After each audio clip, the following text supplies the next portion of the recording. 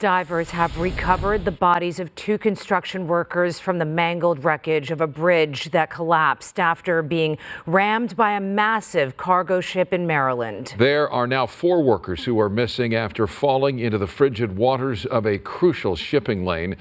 The workers were fixing potholes on the bridge when it was hit. Fortunately, both ends of the highway were shut down after the ship issued an urgent Mayday alert. Omar Lewis joins us with today's developments on this tragic story. Omar? Yeah, Micah, Cher, good evening. Maryland State Police say this morning they found the bodies of those 2 bridge workers trapped in a truck in the river. Meanwhile, the National Transportation Safety Board says it has recovered the cargo ship's data recorder, and investigators are now sifting through at least 6 hours of information detailing those critical moments right before the crash.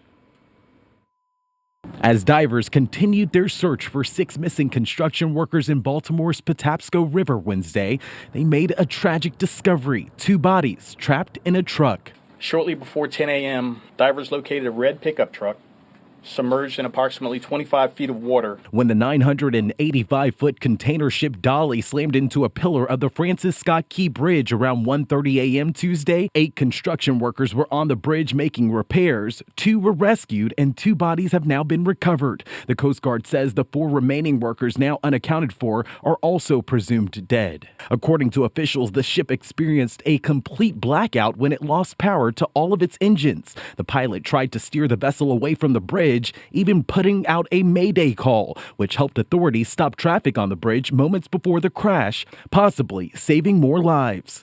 Tragically, 6 people did lose their lives, and the 7th was badly injured.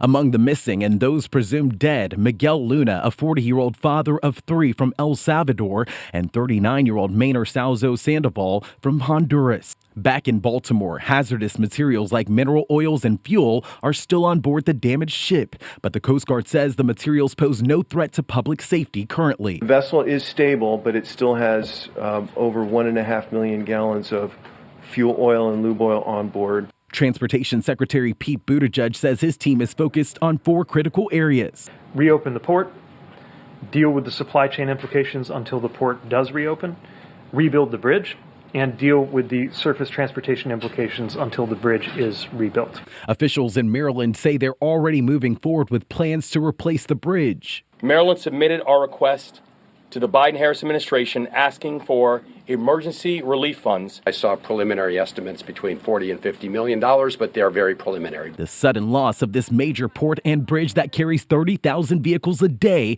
will not only impact thousands of dock workers and commuters, but also consumers across the country who are likely to feel the impact of shipping delays. The port handles more cars and more farm equipment than any other port in the country.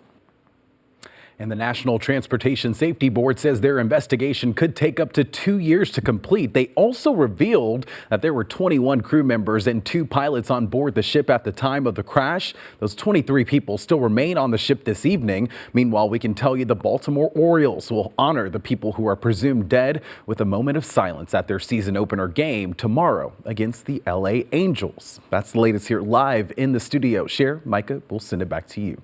Omar, thank you. And stay with KTLA 5 for continuous updates on the Baltimore Key Bridge. We will have more on the news at 10 and 11. And for the latest anytime, head to KTLA.com or our free KTLA 5 app.